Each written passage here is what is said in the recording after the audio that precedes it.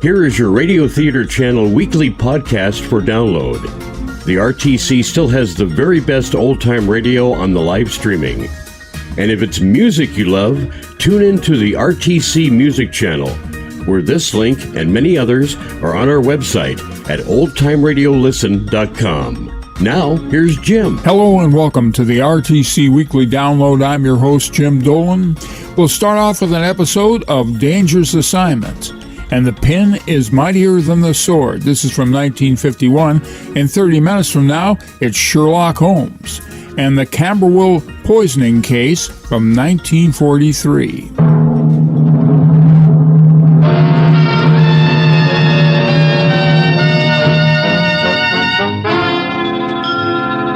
Dangerous Assignment, starring Brian Donlevy as Steve Mitchell.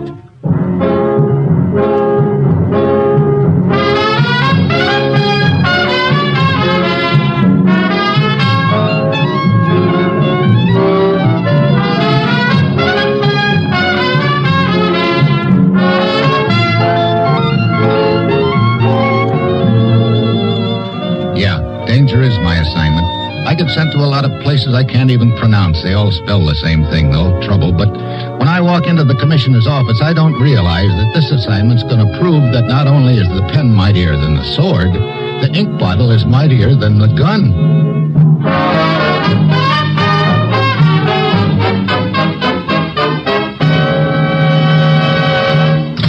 Morning, Commissioner. Ruth said you had an assignment for me. I do, Steve, and your plane leaves in an hour. Oh, well, what uncivilized neck of the world do I get sent to this time? French Riviera.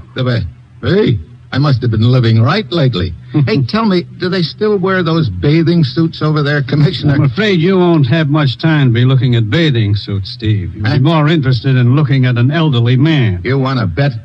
Okay, so who's the elderly man? Jan Bisco. Oh, the Czech author? Yes, he's been living on the Riviera since the war, Steve. He's been instrumental in smuggling quite a few worthwhile citizens out from behind the Iron Curtain. Oh, that's news to me. It should be. It's a very closely guarded secret. Because, obviously, certain interests would like very much to know who's masterminding the operation that's been a thorn in their side for the last 4 years. Oh, I still don't see what the deal is or where I fit in. Steve Bisco has completed all the arrangements to smuggle out into free Europe the most important man yet. Who is it? His name is Gocek. He's an atomic scientist, and he can give us a first-hand account of the status of atomic research behind the Iron Curtain. I see. Enough said. Where's this Gocek now? He's been hiding in Prague, waiting for Bisco to make the necessary arrangements.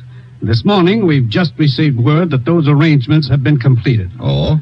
Gocek will arrive secretly at the Riviera tomorrow morning. He will meet Bisco at the prearranged rendezvous, or I should say, he'll meet Bisco and you. Oh, I'm elected bodyguard, huh? Yes, and I'm sure you realize the opposition would go to any lengths to prevent Gocek from getting to us. Get over to the Riviera, work with Jan Bisco, meet Gocek, and bring him back here to the States safe and sound. And incidentally, try to stay alive yourself. Well, that's it. You've got your assignment. Good luck.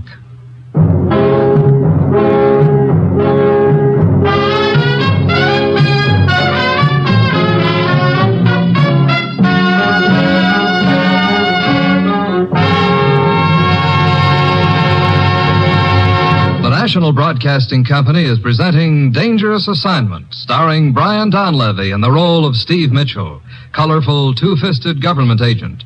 At all those places of the world where danger and intrigue walk hand in hand, there you will find Steve Mitchell on another Dangerous Assignment.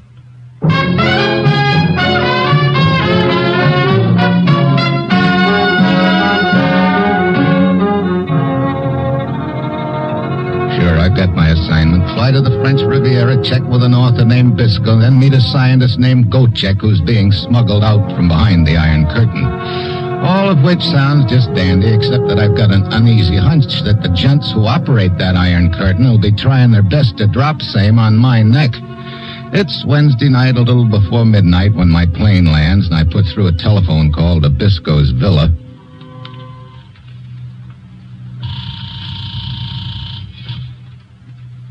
Oui? Bisco? No. Oh, maybe I've got the wrong number. Is this Jan Bisco's villa? Oui. May I speak to him? Who is calling, please? Mitchell, Steve Mitchell. May I inquire why you wish to speak to Monsieur Bisco? Look, if you don't mind, that's something I'll discuss with him. Now, is he there? He cannot come to the telephone at present. But if you will tell me the nature of your business, I will... Look, Buster, are you his official bouncer or something? Answer? I do not understand. Neither do I. Look, is Bisco going to be there for a while? If so, I'll come out. Oui, a good idea. And Monsieur Bisco, he will be here.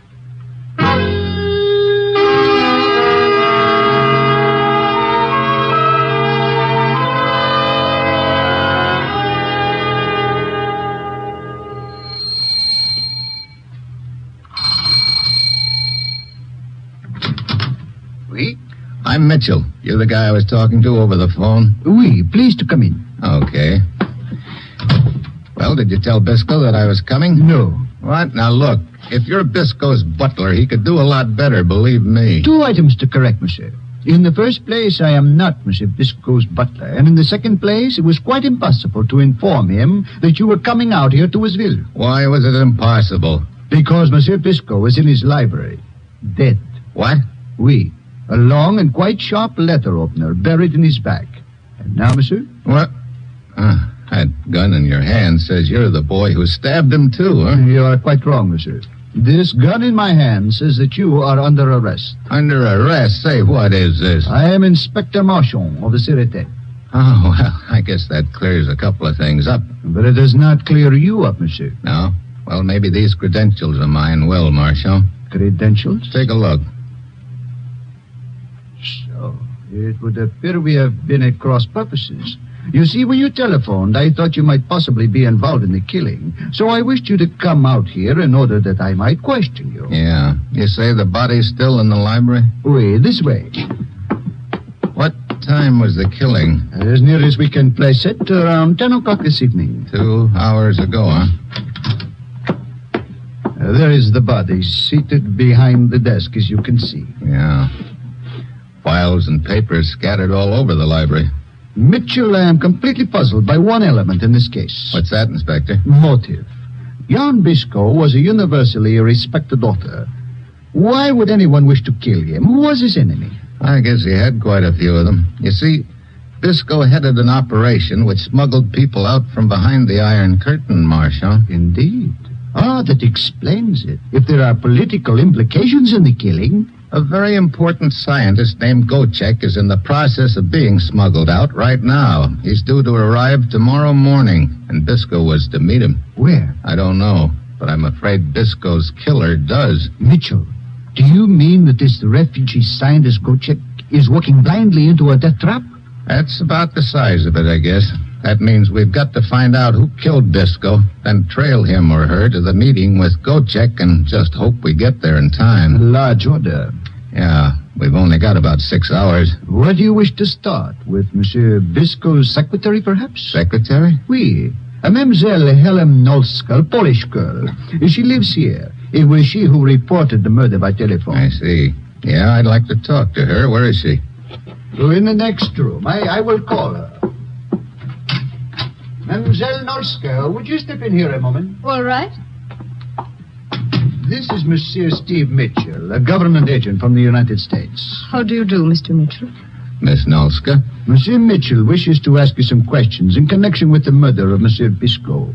A United States government agent investigating the death of Jan Bisco? I do not understand. Oh? You weren't aware of Bisco's activities? Of course I was aware of his activities. He was a writer. Anything else? Not that I know of. I see. Now, tell me about this evening. Very well. Mr. Bisco and I worked late this evening. Here, in the library? Yes, he was dictating to me. At around 10 o'clock, I went down the hall to the kitchen to prepare tea and cakes, which Mr. Bisco always liked when he worked nights. Go on. Well, while I was in the kitchen, I heard the front door bell. I started down the hall to answer it, but Mr. Bisco called to me that he would answer it. Did you see who it was? No. About 20 minutes later, I went back into the library. It took you that much more time just to fix tea and cakes? I also found that strange, Mitchell. As I explained to Inspector Marchand, I burned the first batch of cakes and had to prepare more. Okay, so 20 minutes later you returned to the library. Yes, to find Mr. Biscoe dead. The letter opener in his back. It was a horrible sight. Was he expecting any visitors this evening? None. But of course he had several friends who frequently would drop in on him. Oh, just who are these friends? Hans, Alex, Magda. Wait a minute, not so fast. Let's have them one at a time. Who's Hans? A pianist. He lives on the 3rd floor of the place next door. You can see his apartment from here. Oh, his window is dark. He is either away from home or asleep. You say he was a good friend of Monsieur Biscoe? Yes. You see, Hans is not a very prosperous pianist, and Mr. Biscoe more or less supported him. Okay, we'll check Hans later. Who's next on the list? Alex. What does he do? Why, nothing very much, I am afraid. I see. Then there was a girl, Magda? Yes, a cafe singer. Okay, first I want to talk to Alex, the boy who does nothing for a living. Where does he live? It is a rather difficult place to find. Perhaps I had better take you there. Well, thanks. Let me see. My purse and gloves should be in here somewhere. Those are the ones over there on the table? Oh, yes, thank you. If you will excuse me while I freshen up, I will be with you shortly. Oh, sure. Well, Mitchell, it appears there is a long night's work ahead. Yeah, What is it? I just noticed something here on the desk. Oh? You mean the pepper scattered around? No, this bottle of ink that's been spilled. I noticed that, and the reason that it had been spilled by the killer is he or she searched the desk. But what about it? Part of the ink stained the top of the desk, and the rest dripped onto the floor. So? Look at the stain on the top of the desk.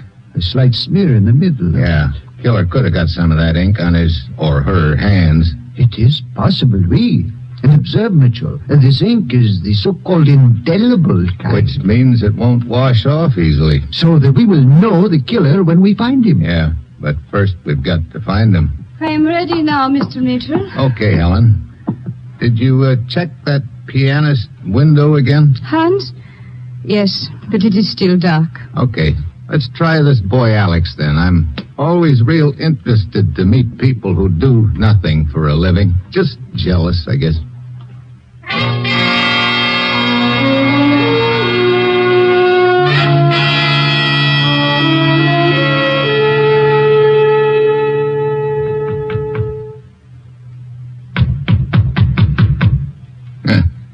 Looks like I'm specializing in guys who aren't home tonight. The door, it is unlocked. Yeah. Come on, let's take a look around inside. It is very dark in here. Yeah, I'll get the lights. Oh, brother. This isn't exactly what you'd call a mansion, is it? Cardboard over the windows, pieces of tin over holes in the walls, the works. Mr. Mitchell, it seems so very warm in here. Yeah, I noticed that. Wait, that pot-bellied stove over in the corner. Why would he have a fire when the weather is so warm? That's a good question. Bunch of charred papers. Let's see if I can salvage any of it. What is it? Propaganda handouts. Oh? Well, looks like Alex was a party boy, all right. Probably had a job passing this stuff out. But why burn it? Unless he decided to take a powder. Steve, do you think that Alex could have killed Mr. Biscoe? Well, he looks like a pretty live prospect at the moment. What do you know about him? Why, he was an old friend of Mr. Biscoe's. They were both in politics in Czechoslovakia and both got away together after the war. But, lately Alex... apparently he started thinking he'd made a mistake. What do you mean? He seemed to be drifting toward the way of thought of the interests who who now control his country. I see. As a matter of fact, he and Biscoe argued about it quite frequently lately. Well, you're making Alex sound like a real interesting guy to me, Helen. But it's a cinch we won't find him by hanging around here. Come on.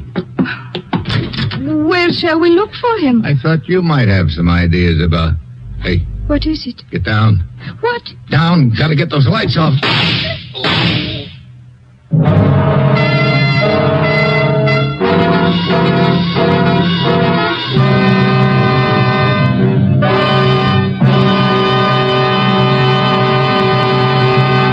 Three chimes mean good times on NBC. There's adventure for you tomorrow.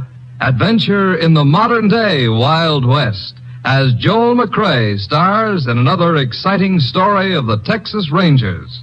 Today, as in years gone by, the Rangers are a two-fisted, courageous group keeping law and order in the West. So for action, tune in tomorrow to Tales of the Texas Rangers. And for quiz fun on Sunday evening, hear Master of Ceremonies Phil Baker as he asks America's favorite question, the $64 question.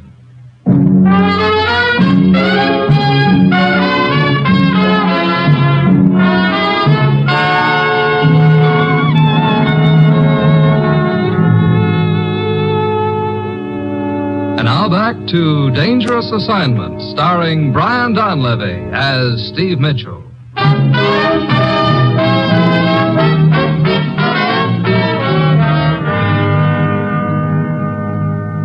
Steve.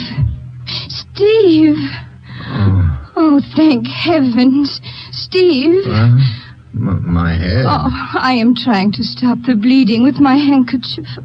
It seems to be only a scalp wound. Guess I'm luckier than I deserve. What do you mean?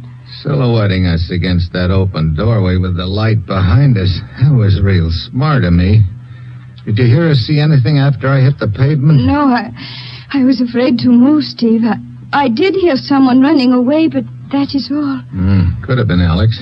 Steve, as we started to come outside, you were asking me if I had any ideas as to where we might find Alex. That's right. But there is a bar a few blocks from here where he frequently goes. Okay, come on.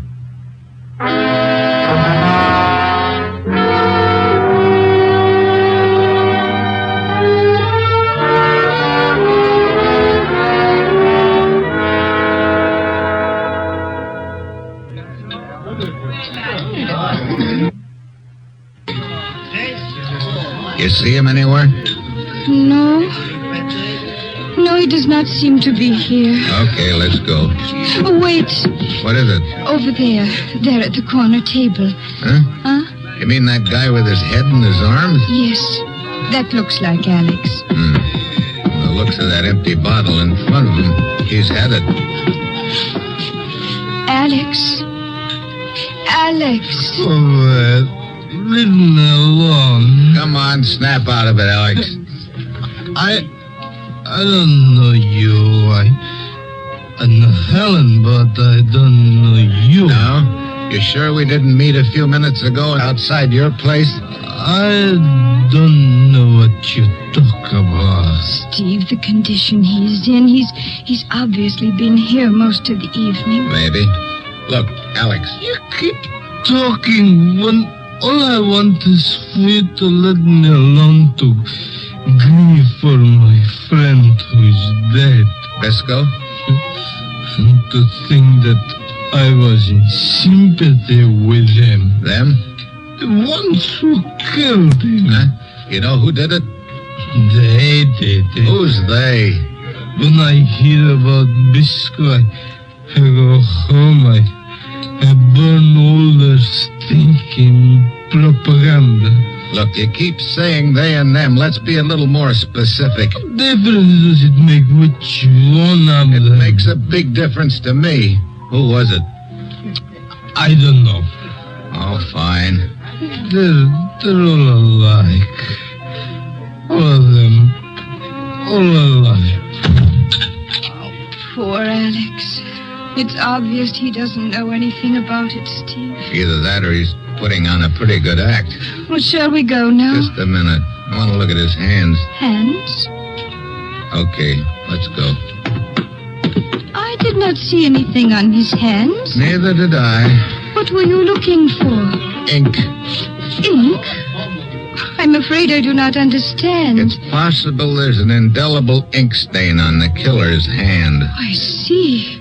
Well, let's check the next name on the list. Magda? Yeah, cafe singer, huh? I'm interested to know what kind of a song she'll sing for me.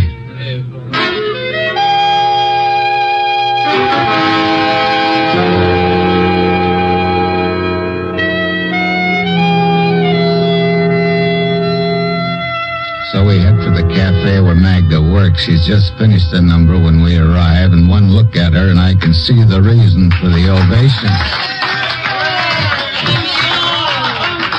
Oh, look, Steve, she sees us. She's coming over to our table. Yeah, quite an outfit she has on. A strapless gown, it is beautiful. I'm a little more interested in those long black gloves that come clear up above her elbow. Oh? You know any subtle way of getting a lady to take off her gloves, Helen? You think there might be an ink stain on one of her hands? That's what I'd like to find out. Elaine, my dear, I am so glad you stopped by tonight. Hello, Magda. I would like you to meet Steve Mitchell. Oh, hello, Steve. Magda? Oh, Ellen, this terrible thing that has happened. I can think of nothing else. Bisco's murder? Yes, dear sweet Jan dead. Oh, it is so hard to believe. You two should have come in sooner.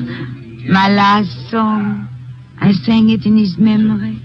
It was one of his favorites. Would you care for a drink, Magda? No, thanks. I can only stay a moment. But a cigarette, perhaps? Oh, sure. There you are. Oh, wait. I want to take off these clumsy gloves. Well, I thought it was going to be a problem. Oh? Skip it. Would you just look at my manicure? Is it not terrible? I should have left my gloves on. I'm glad you didn't. Oh? What do you mean? Well, it gave me a chance to see your hands. Oh? And what about my hands? Why, well, what I mean is they're very nice. Well, thank you. Yeah, nice and white.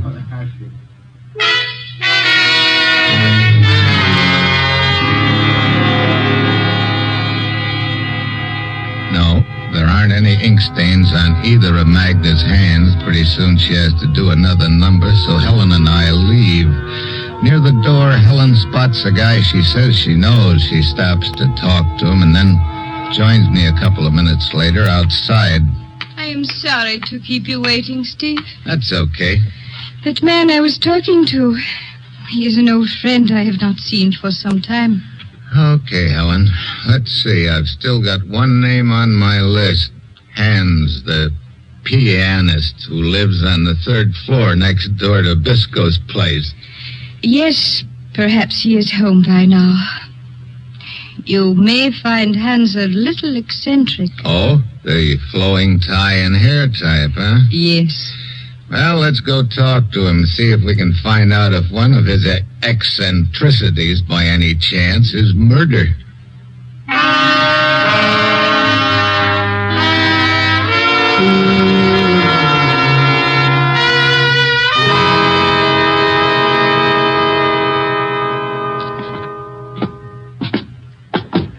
Brother, these walk-up apartments are for the birds in more ways than one. This is the last flight. If he isn't home after this Alp climb... Oh, listen. Listen, I can hear the piano. He is home, all right. Here. This is the door.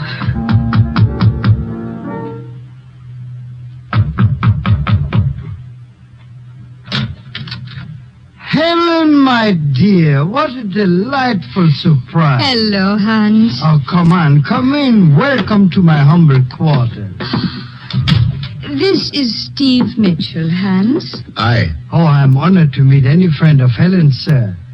Helen, take off your coat and gloves. I will make some coffee. Oh, I don't think we have time, Hans. This isn't exactly a social call. I do not understand. You see, Mr. Mitchell wants to ask you some questions. He is investigating Biscoe's murder. Well, Wait a minute. What did you say? Biscoe's murder? Helen, this is a bad thing to joke about. It is no joke, Hans. Wait a minute. You trying to say you didn't know Biscoe had been murdered? Oh, no, it isn't true. Funny. Everybody else in town seems to know about it. But not I. Well, where were you this evening earlier? Oh, out for a walk. Well, who did this horrible thing? Who killed Biscoe? That's what I'm trying to find out. Let's see your hands. My hands? What about them? No ink spot. Well, hey, wait a minute. What is it, Steve? I thought you said this guy was a pianist. That's right. Of course I am. Yeah? You know, I thought there was something strange when I first came in this room. I've just figured out what it is. What do you mean? There's no piano in here. And being a pianist without one is a pretty neat trick. Yes. You're right. I sold my piano 6 months ago. I needed money. But the piano music we heard as we climbed up the steps. Phonograph records. I played them for Biscoe's benefit.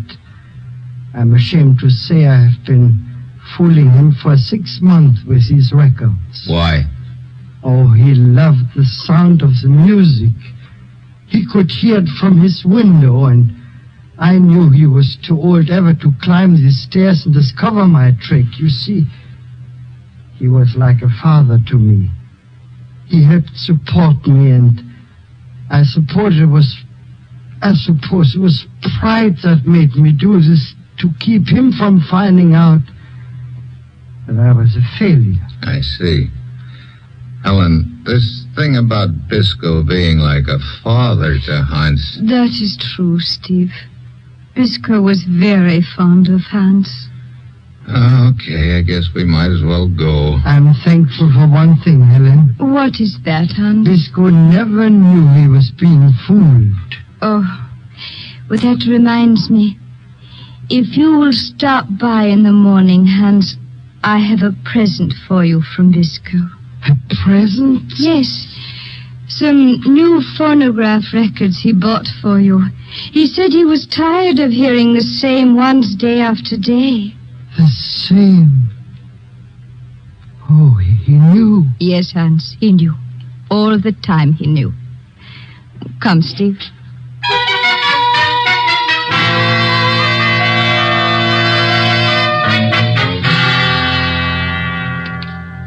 I suppose it is silly of me asking you to see me home when it is just next door, Steve, but I am afraid my nerves are a little jumpy. Sure, Helen. Tell me, Steve, what did you think of Hans? Look, right now I'm not sure what I think of anything or anybody. Everybody in this deal is a character.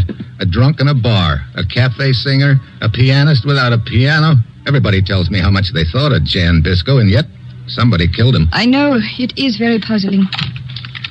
Brother, 4 o'clock in the morning, and I'm no farther along than before. Well, thank you, Steve. That's okay. What is it? Nothing. I thought I saw something in the shadows across the street. Well, here, I'll turn on the porch light. Hey, no! What? Inside, quick! Steve, there was someone across the street. There sure was. What are you doing? Taking a look out the window. Do you see anyone? No. Oh, that was close, Steve. You're telling me. Oh, and I made it worse by turning on the porch light. I did not realize. You sure you didn't, Helen? What do you mean? I mean, maybe it's taken me a long time to catch on. Catch on? I do not understand. Put it together this way. Your boss, Biscoe, headed an outfit that smuggled worthwhile citizens out from behind the Iron Curtain. What? I did not know that. No. Anyway, he'd arranged to smuggle out an important scientist named Gocek who wanted to give us some very valuable information. Some of the gents behind the curtain found out about it, and of course it didn't set very well with them. Steve, why are you telling me all Let this? me finish, Helen. Gochek was scheduled to meet Bisco in a couple of hours. Whoever killed Bisco did it not only to put him out of business, but also to find out where the meeting was to take place so he or she could knock off Gochek, too. But I do not understand what all this has to do with me. So you obligingly trot me around to look at all the suspects. Outside Alex's place, somebody takes a shot at me right after you'd opened the door, thus silhouetting me in the doorway. Steve. Then, as we're leaving the cafe where Magda sings, you stop and talk to a guy. We arrive here. You obligingly turn on the porch light and silhouette me again. Bang, bang. If you are trying to insinuate that I am involved in this, you are crazy. Am I? You were a perfect spot to engineer the whole deal, Helen. I tell you I did not kill Bisco. And I am sure I don't know whatever put such an idea into your head. It was something that Hans, the so-called pianist, said. What do you mean? He told you to take off your coat and gloves and said he'd fix some coffee. You declined. So? That made me realize that all through the evening you've had your gloves on. Well, and if I have, what of it? And all evening long I've been looking for an ink stain on somebody's hand. I didn't find it on Alex's hand or Magda's or Hans. But I haven't checked your hands yet, Helen. Take off your gloves. Steve, this is I ridiculous. said take them off. Very well, I will. And then you will see how absurd your suspicions of me. What's the matter? This is strange. What's strange? These gloves. Look, black gloves are black gloves. Yes, that is the point. What are you talking These about? are not my gloves. What? Now look. They look very much the same. They are the same size and they are the same color. But the stitching, it is different. I did not notice it until just now. But where'd you get them then? I am trying to remember. Let me see. It was right here in Bisco's study, don't you remember? Wait a minute. Yeah, we were getting ready to start out to talk to the suspects. Yes, I started looking for my purse and gloves. Then Inspector Marchand spotted them on the table. I picked them up and put them on without really looking at them. Yeah. That means somebody else picked up your gloves by mistake earlier and left her own. It also means... It also means I had better claim my property. Magda. Stand quite still, both of you. Well, looks like I figured out the deal. Little too late, though. Indeed you did, Stephen. And I figured that those attempts were on my life. You were trying to kill Helen because you knew sooner or later she'd realize the gloves she was wearing weren't hers. Then we'd figure out that you must have left them here earlier when you killed Bisco. Yes, quite right. But all of that does not matter now. I suppose you found out from Bisco where he was to meet Gochek before you killed him. Oh, certainly, certainly. And I will even tell you, since you will not be alive when the meeting takes place. It will be right here in 1 hour. You know, Magda, there's one thing that bothers me. Uh-huh. And what is that? This bottle of ink here on Bisco's desk. Some of it was spilled on the desk, and there was a smear in it. I figured the killer had gotten his or her hand in it, but it looks like I was wrong. Only as to location, Stephen.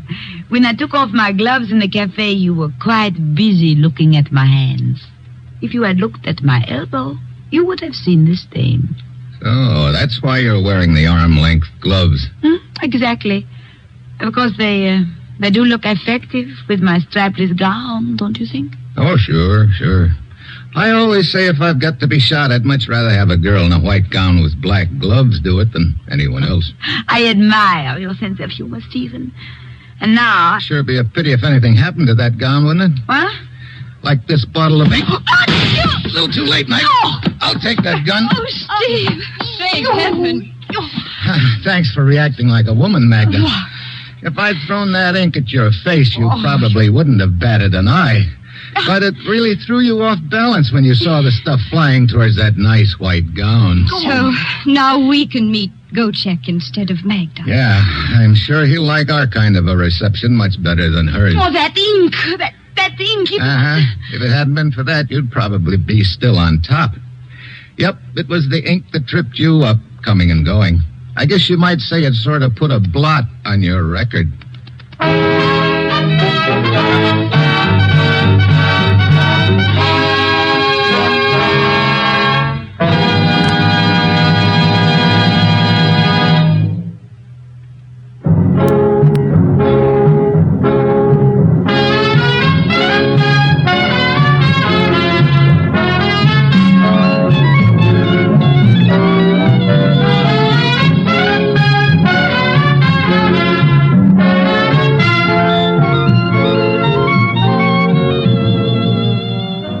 Dangerous Assignment, starring Brian Brian Donlevy as Steve Mitchell with Herb Butterfield as the commissioner is written by Bob Reif and Adrian Jondo with music by Robert Armbruster and is produced and directed by Bill Karn. Others in the cast were Betty Lou Gerson, Don Diamond, Hal Gerard, Lynn Allen, and Fritz Feld.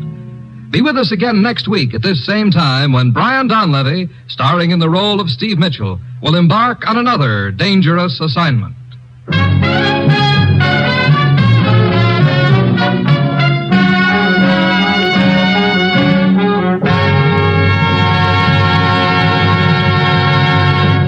Three chimes mean good times on NBC. There's top dramatic listening this Thursday when Screen Directors Playhouse presents a 1-hour adaptation of the light-hearted motion picture comedy Jackpot. Starring in this Screen Directors production are Jimmy Stewart and Margaret Truman. Yes, Margaret Truman plays her first dramatic role this Thursday with Jimmy Stewart on Screen Directors Playhouse. Hear Herbert Marshall as the Man Called X on NBC.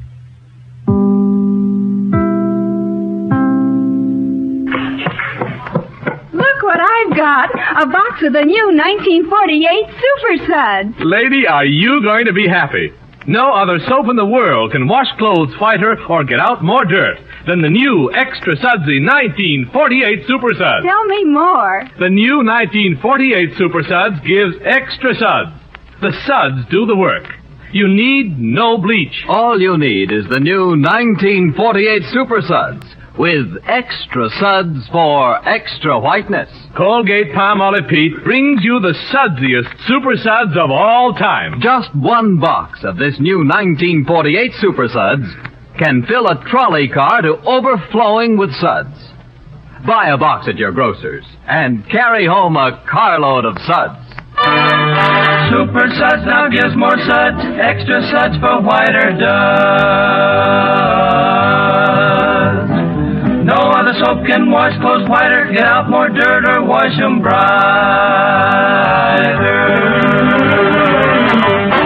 Petri Wine brings you Basil Rathbone and Nigel Bruce in the new adventures of Sherlock Holmes.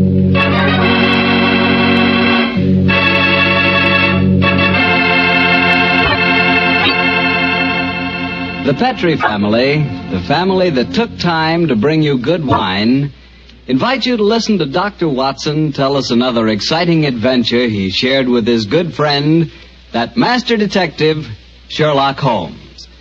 And I'd like to tell you about my favorite time of day. It's just before dinner. You know, when the family's all sitting around in the living room and wonderful things are cooking in the kitchen? Ah, that's for me. And boy, that's the time for a glass of sherry. Because Petri California sherry really makes waiting for dinner a pleasure. That Petri sherry is the perfect before-dinner wine. Just look at its beautiful amber color. And then taste that wonderful Petri sherry. What a flavor.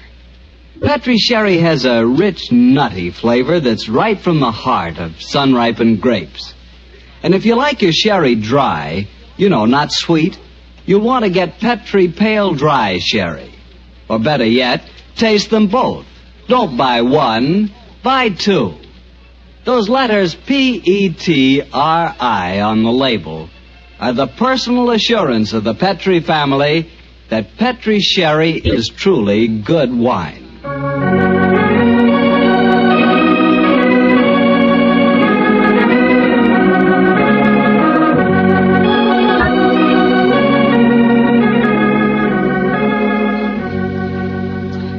And now it's time to keep the weekly appointment with our good friend, Dr. Watson. How are you this evening, Doctor? I never felt better, thank you, Mr. Bartell. Draw up your usual chair and make yourself comfortable. Thanks. That's it. Oh, I see you've had the old tin dispatch box out again. I suppose you've been going through your notes on tonight's new Sherlock Holmes adventure? Yes, Mr. Bartell. I think you'll find it as pretty a little problem as we ever encountered. The story began in 1887. A very busy year for us, my boy. It was the same year that Holmes solved the case of the Amateur Mendicant Society, who held their meetings in a luxuriously furnished vault below a furniture warehouse. Oh, I remember that story, Doctor. And wasn't 87 the year you both escaped from death in the Paradol chamber? It was indeed. You've got a very good memory, Mr. Bartell. The story I'm going to tell you tonight topped off this unusually exciting year. It was late in October, and the equinoctial gales had set in with exceptional violence. All day the wind had howled and the rain had beaten against the windows of our Baker Street lodgings. Finally, it was nearly midnight, as far as I remember. The storm grew higher and louder, and the wind in the chimney sobbed like a child. Suddenly, much to our surprise, the doorbell jangled, and a few moments later, our midnight visitor stood before us. He was a man of about 45, and as he looked about him anxiously in the glare of the lamp, I could see that his face was pale and that his eyes heavy, like those of a man who was weighed down with some great anxiety. And yet when he spoke, his tone was businesslike and almost aggressive. I've come to you for advice, Mr. Holmes. That's easily obtained. And help. That is not always so easy. Help the gentleman off with his coat, will you, Watson? Yes, indeed. Here you are, sir. Let me hang it up for you. Thank you, sir. I heard of you, Mr. Holmes, from Major Prendergast. Oh, yes. He said that you could solve anything. Oh, I'm afraid he said too much. But you've never been beaten. I've been beaten 4 times, sir. 3 times by men and once by a woman. But supposing you sit down and introduce yourself. My friend's name is Watson, Dr. Watson. How do you do, sir? How do you do, Doctor?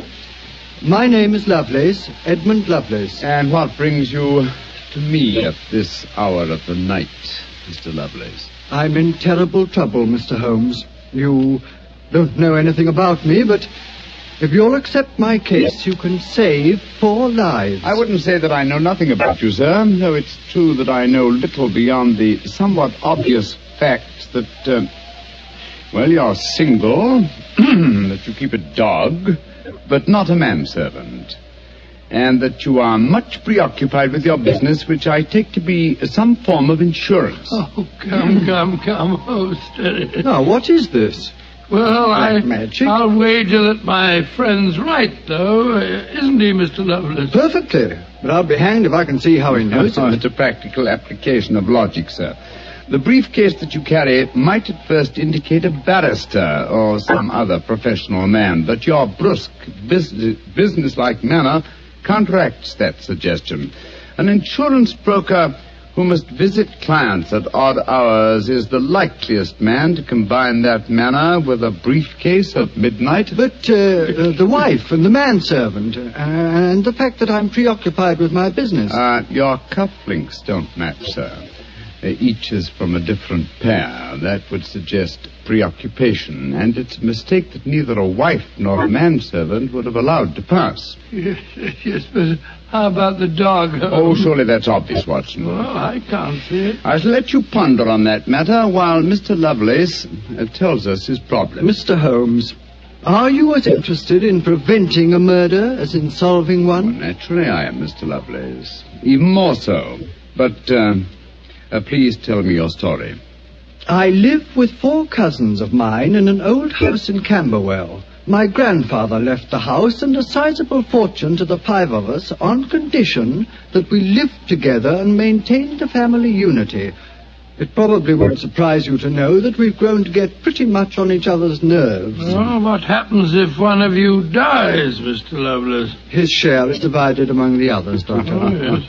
The wonder to me is, sir, that not that a murder may take place, but that it has not happened long ago. Who's responsible for the administration of the estate? My cousin Gerald. He's much older than the rest of us, and he's a thoroughly unpleasant, cantankerous man. Yeah. He gets an extra share in the estate as administrator, and in consequence he doesn't work. We feel, of course, that he lives off us, and we're continually quarreling with him about it. Sounds like a jolly household, I must say. There's going to be trouble, Mr. Holmes, I know it. Gerald hates us, and he's jealous of our share in the estate. You spoke of preventing murder just now. Yet I can see that you've selected your cousin Gerald as the potential murderer. Am I right? Yes, you are. Mm-hmm. But don't think it's personal prejudice that makes me suspect him. I have good reason for doing so. Oh, what reason? This evening, just before dinner, I helped Gerald off with his top coat and went to hang it up for him.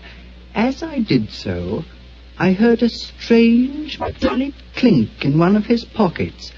I slipped my hand inside it and found a hypodermic syringe and a small phial of liquid. I opened the phial and smelled it.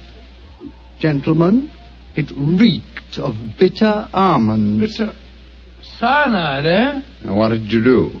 I thought of destroying it, but I realized that would put him on his guard, so I replaced it in his pocket. Of course, I warned the others, and we decided that I'd come to you.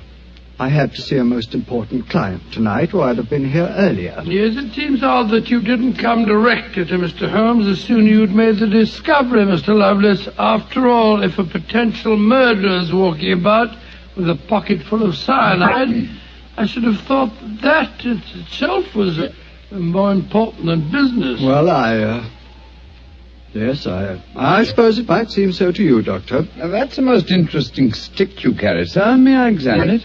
Of course. Here. Oh, thank you. Now I see how you deduced that Mr. Lovelace had a dog, Holmes.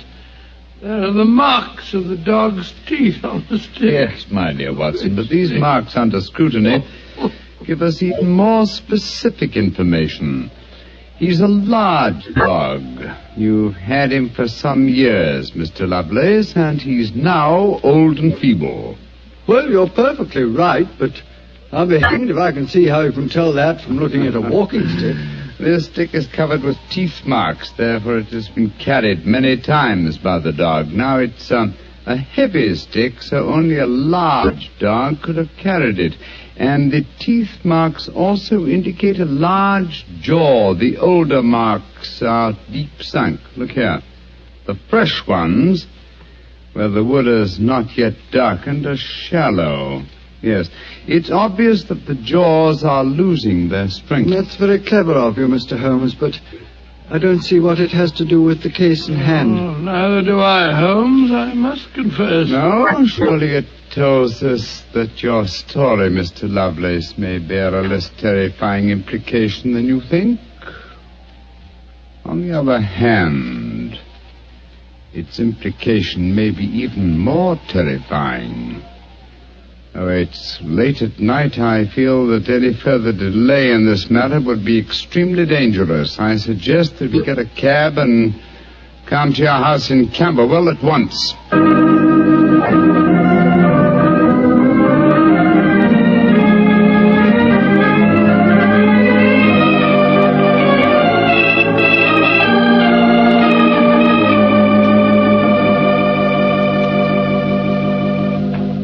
Alice, Randolph, I'm glad you're still up. I was able to persuade Mr. Sherlock Holmes and Dr. Watson to come back with me.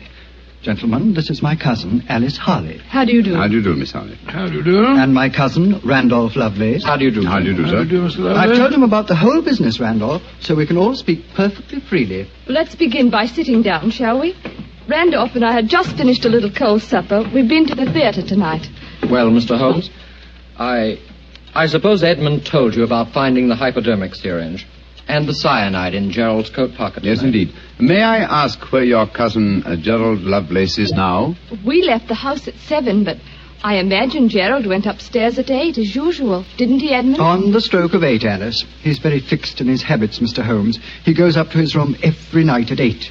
There he reads or works on his accounts and eventually goes to bed any time between 10 and 1. Well, he might still be up.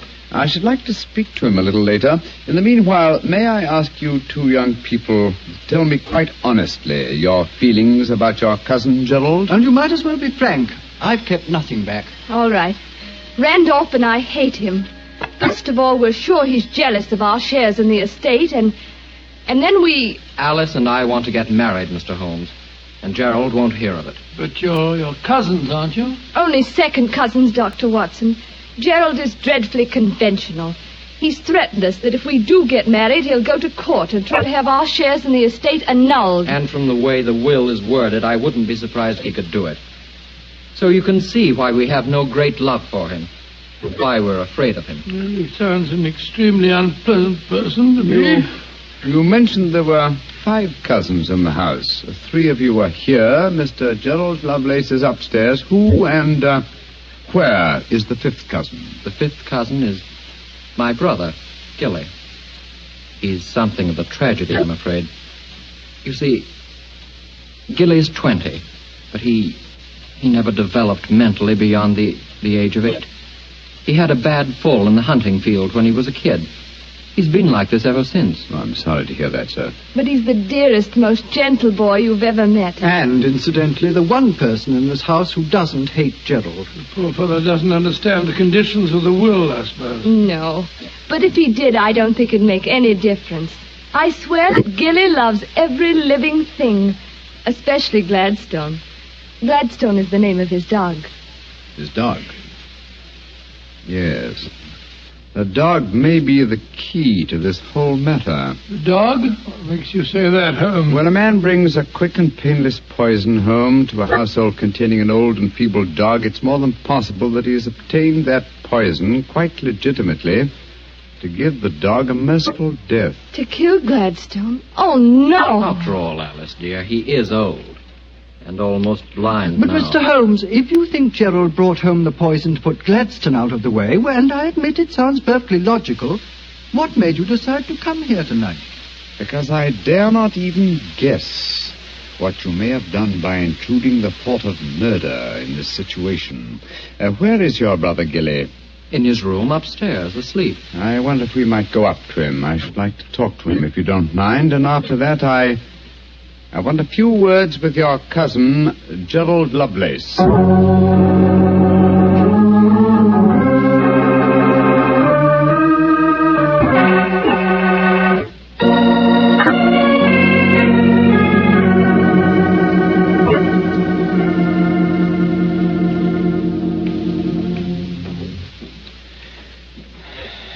He's asleep, Mr. Holmes. Yes, with a dog in his arm. I'm afraid we'll have to waken him. Gilly? Gilly? That's all right, Gladstone. We're not going to hurt him. Gilly? Who is it? Oh, hello, Alice. Who are these men? They've come to take Gladstone away. No, Gilly, we haven't. Oh, of course not, Gilly. We've just come to admire him. Your brother's been telling us what a fine dog he is. Oh, that's different. Isn't he beautiful? I just had such a wonderful dream about him. Such a wonderful dream. What was it, Gilly? Well, he was all young again. Just a puppy. He was chasing a rabbit across a cliff top. And I was running with him. Oh, Gladstone looked so beautiful. Didn't you, old boy? Of course you did. And you know, the rabbit went down a hole and Gladstone went down after him. And I went down after Gladstone. And we all had tea with the rabbits. Oh, it was so funny. They all had little green hats on. Hats with feathers. I wanted Gladstone to try one on, but he wouldn't. So sleepy. Come on, Gladstone. Let's go back to the tea party. Okay. His world may be a great deal more pleasant than ours, Watson. That's what I'd like to think, Mr. Holmes. Now I'd like to have a few words with your cousin Gerald. His room's at the end of this corridor. I'm afraid Gilly wasn't much help to you, Mr. Holmes. On the contrary, young lady, he told me exactly what I wanted to know. Here we are. This is Gerald's room. There's no light under the door. He must have gone to sleep. I'm afraid we must waken him, too.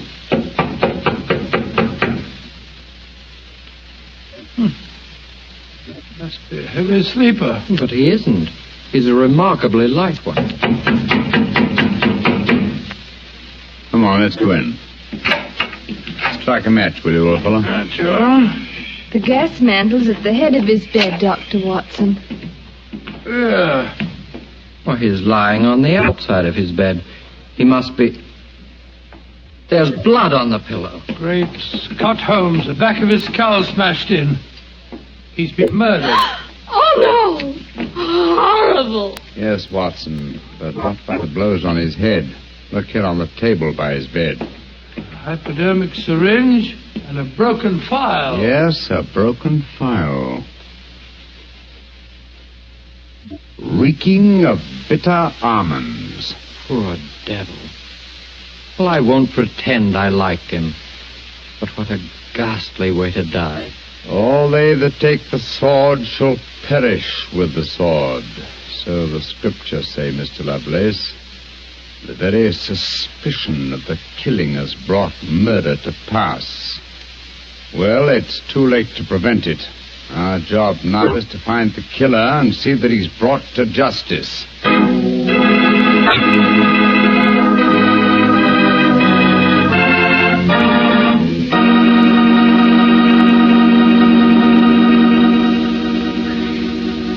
Dr. Watson will tell you the rest of his story in just a few seconds. Just time enough for me to tell you that if there's one wine that's perfect for any occasion, it's Petri California Sherry. With a bottle of that rich, amber-colored Petri Sherry on hand, you can make that time before dinner a main event. And Petri Sherry is the perfect answer to the question of what to serve when company comes. Serve Petri Sherry alone and let its full, wonderful flavor speak for itself, or serve Petri Sherry with hors d'oeuvres or party sandwiches.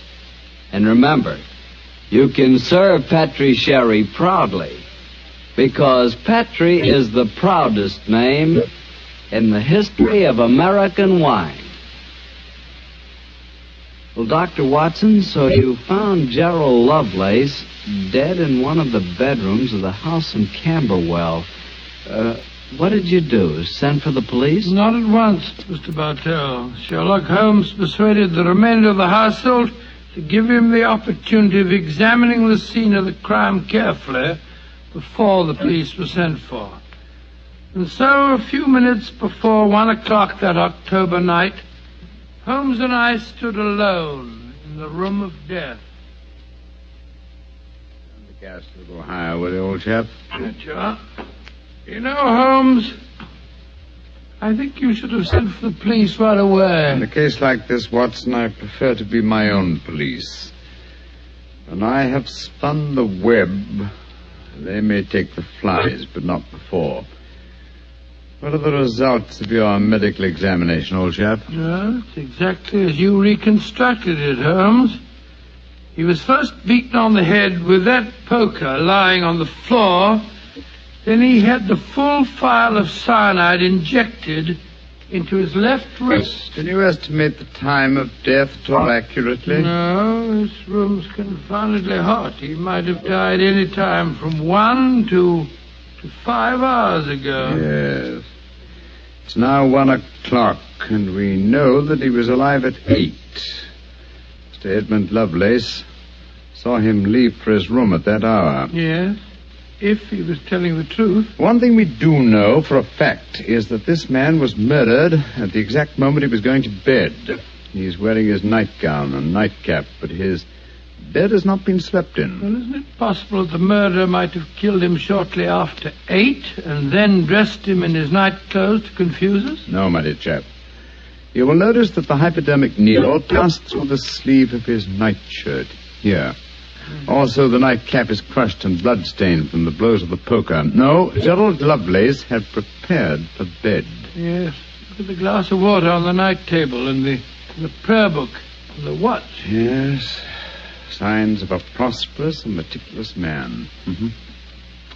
Very fine gold watch and in excellent condition. Aha! There's the answer, Watson. What do you mean, there's the answer, Watson? I just wound this watch one turn, and then it was fully wound. That provides us with a time schedule for our murder. Come on. We'll send a servant for the police, and while they're on the way, if you'll call everyone together, I should like to put a few more questions to this family.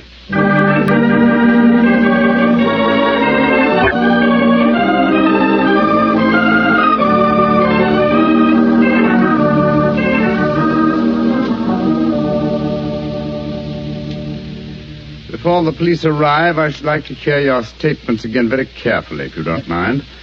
Mr. Edmund Lovelace, what were your exact movements tonight? I left here shortly before 10. From 10 o'clock until the time I came to Baker Street, I was with my client. His name and address, please. Derek Waterlow, 39 Onslow Square, South Kensington. Thank you. Make a note of these, will you, Watson? All right, you're home. You, Miss Harley, and you, Mr. Randolph Lovelace, went to the theater together. Can any independent witness testify as to your movements? Well, yes, Mr. Holmes. We went with friends, the Grant Moresbys. They live at the Clarendon Hotel off Charing Cross. What time did you leave this house? Well, it was about 7:45, wasn't it, Alice? Yes. And after the play, we went to the Café Royal for a little refreshment with our friends and then came back here. I see. And what time did you arrive back at this house? Just a few minutes before midnight. I remember the grandfather clock in the hall striking just as we went into the drawing room. And your brother Gilly, sir. I hate to waken him again. Have you any idea of his movements tonight? Well, he never goes out after dark, Mr. Holmes. But I spoke to the cook as we came in tonight. She says that he played cards with her until just after 10 o'clock. He was fast asleep when I looked in on him shortly after midnight. Thank you. You've made a note of all these facts, Watson? Yes, Holmes, I got them all down. Good. Then let's be on our way to Baker Street. But the police, Mr. Holmes, they're on their way. I know. Please give them my regards, will you? Apologize for my informality and tell them that I shall have the answer to this matter probably in a little over 24 hours.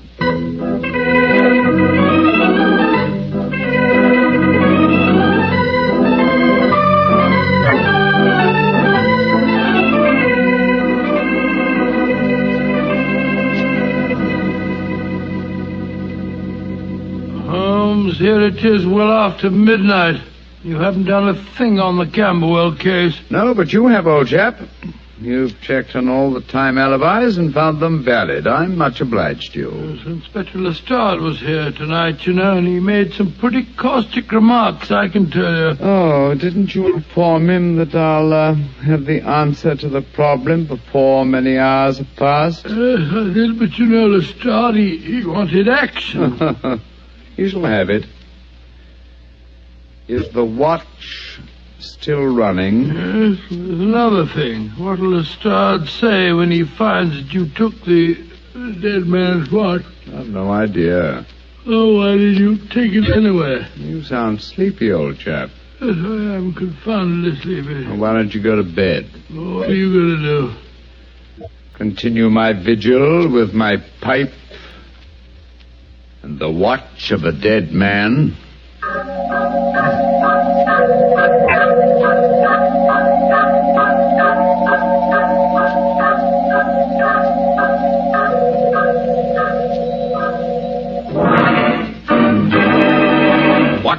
Watson, wake up! What time is it? 5 o'clock in the morning. Good Lord, what are you doing up at this hour? The watch has just stopped. I'm about to rewind it. What are you rewinding it for, Holmes? You waited over 24 hours for it to unwind. When I know how many turns it takes to wind it fully, I shall have the answer to the whole business. 10, 11... You're being confoundedly mysterious, as usual. 14 turns, and the watch is fully wound. Get your clothes on, old chap. Where are we going on this hour? To the house in Camberwell. Now I know who murdered Gerald Lovelace.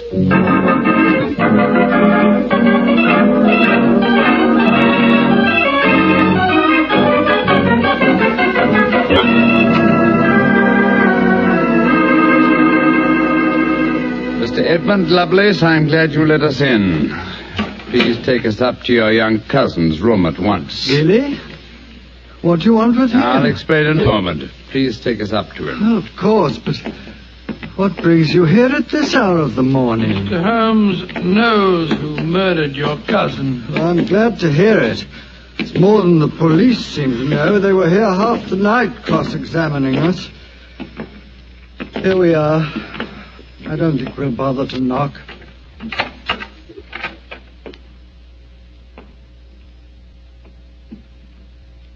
Gilly? Gilly? I'm awake. We heard you coming up the stairs, didn't we, Gladstone? It's the same man again. You're not going to take Gladstone away, are you? Please don't take him away. Don't worry, Gilly. We're not going to touch him. Oh, that's all right, then. Oh, Gilly. Yes? You really love that dog, don't you? Of course I do. More than anything or anybody. I believe you'd even kill a man who tried to hurt Gladstone. Wouldn't you? Oh, yes, sir. I would. Gilly! No. Great Scott. Gilly, I don't think you'd really kill a man. I don't think you could. Couldn't I, though? How would you kill him? I'd hit him first. I'd take a poker and hit him on the head so he couldn't fight back. And then I'd take the nasty needle he told me he was going to stick in Gladstone and I'd fill it full of that water he showed me and I'd stick it in him. That's what I'd do. Then he'd be dead. And he couldn't hurt my Gladstone anymore. Not ever. Let's leave him, shall we? Goodbye, Gilly. Pleasant dreams. Goodbye, sir. Good old Gladstone. You satisfied, sir? Yes. Poor Gilly. There's no doubt about it, of course. Can there be no one who described the murder to him, and yet he's just given an exact description of its method? What'll happen to him? They won't try him. No. A little pressure in the right places, and he'll be released to a private nursing home. I'll do everything I can, Mr. Lovelace. Thank you, Mr. Holmes. Thank you very much.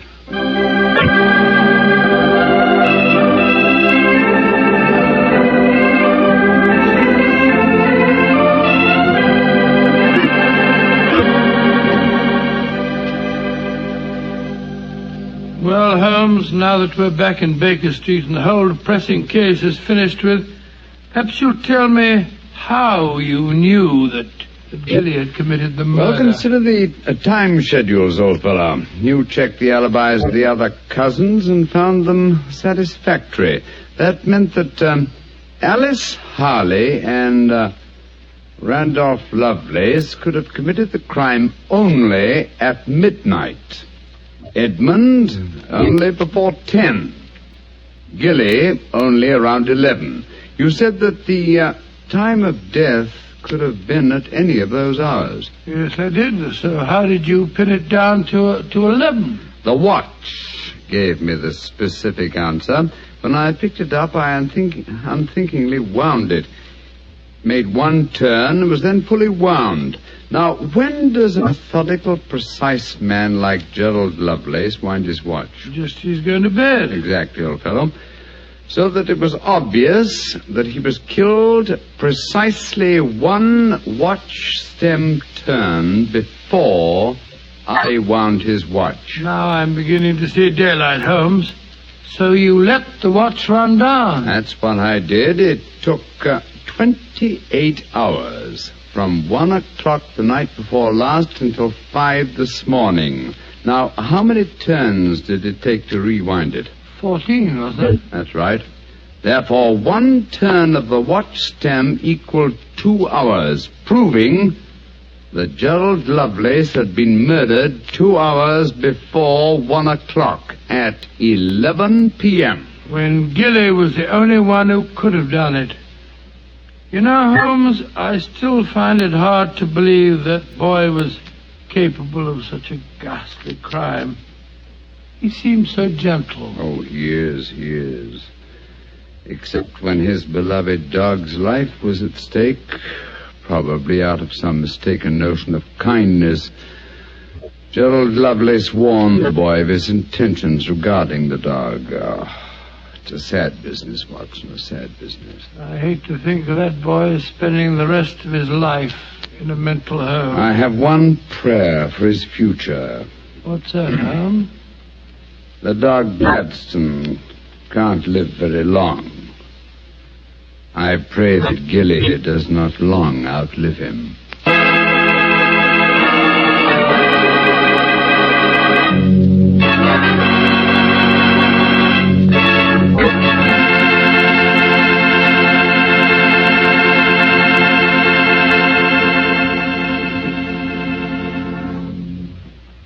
Doctor, that was a remarkable bit of deduction on the part of Mr. Holmes. Yes, extremely clever, wasn't it? Of course, if I may say so, I was of some small help myself. Small help? Why, Doctor, you practically solved the case by yourself. Oh, I wouldn't go as far as saying that. But, Doctor, you did check all the alibis, didn't you? Yes, I checked where each suspect was at various times. Yes, you checked time. And what's more important than time? Well, Why, Doctor, time is even vitally important when it comes to wine. I was wondering how you were going to bring that in. And one thing we do know, Petrie took time to bring you good wine. So nobody can miss with Petrie wine. It's just gotta be good. You know, you can't be in the wine business as long as the Petrie family without really learning all about the fine art of making wine.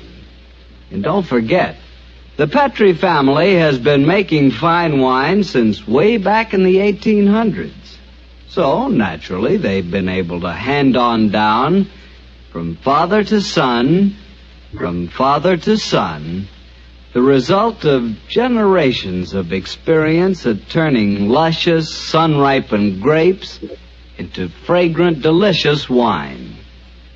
No matter what type of wine you prefer, you'll like it more if it's a Petrie wine, because Petrie took time to bring you good wine. Well, Dr. Watson, what new Sherlock Holmes story do you plan to tell us next week? Well, now, next week, Mr. Bartell, I'm going to tell you a most unusual adventure that Holmes and I had when we were attending a performance at the Opera House in Rome. It concerns a famous singer who lost her voice, an understudy who was nearly lynched, and a murder that baffled the police. I call it The Adventure of the Terrifying Cat. Well, that's a story we've got to hear. Thank you, Mr. Bartell. And before you go, I want to talk to our friends about their war bonds. You know, during the war, the best investment we could find was the United States war bond. And for my money, they're still a great investment. They're called United States savings bonds now, and only the name is changed. Savings bonds are sold in the same denominations and give you all the same advantages. And you can buy savings bonds at the same places, at your bank or your post office or through the payroll savings plan.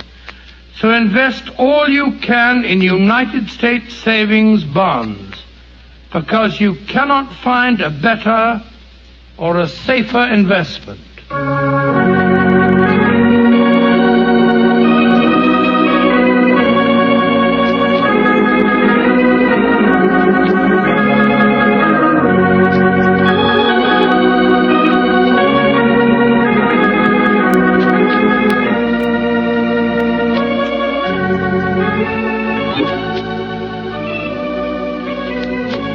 Tonight's Sherlock Holmes adventure was written by Dennis Green and Anthony Boucher and was suggested by an incident in the Sir Arthur Conan Doyle story, The The 5 Orange Pips. Music is by Dean Fostler. Mr. Rathbone appears through the courtesy of Metro-Goldwyn-Mayer, and Mr. Bruce through the courtesy of Universal Pictures, where they are now starring in the Sherlock Holmes series.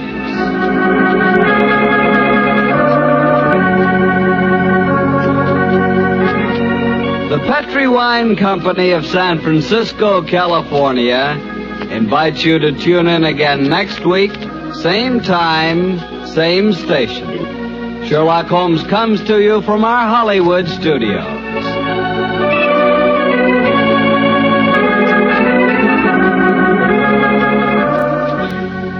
This is Harry Bartell saying good night for the Petri family. Listen every Monday on most of these same stations at 8 o'clock to Michael Shayne, followed immediately by Sherlock Holmes. This is the Mutual Broadcasting System. You have been listening to the Radio Theater Channel Weekly Download. Check out our continuous stream at www.otrlisten.com. And join us next week for another Radio Theater Channel Weekly Download.